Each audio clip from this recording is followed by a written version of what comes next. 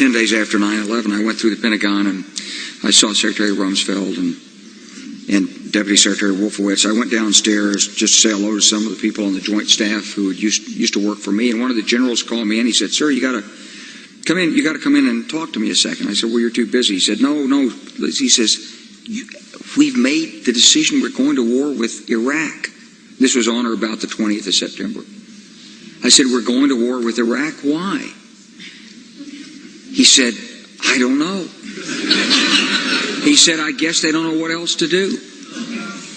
So I said, "Well, did they find some information connecting Saddam to Al-Qaeda?" He said, No. He says, "There's nothing new that way. They've just made the decision to go to war with Iraq." He said, "I guess it's like we don't know what to do about terrorists, but we've got a good military and we can take down governments." And he said, "I guess if the only tool you have is a hammer, every problem has to look like a nail."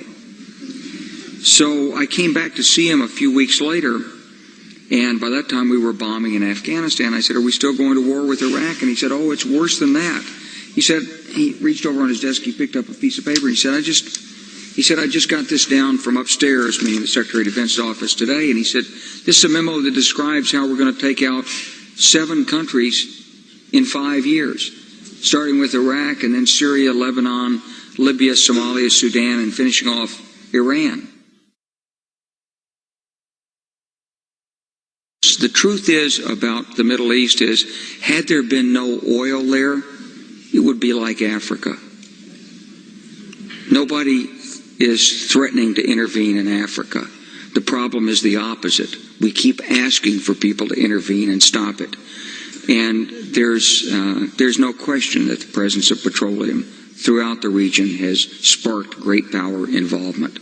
Whether that was the specific motivation for the coup or not, I can't tell you, but there's always been this attitude that somehow we could intervene and use force in the region.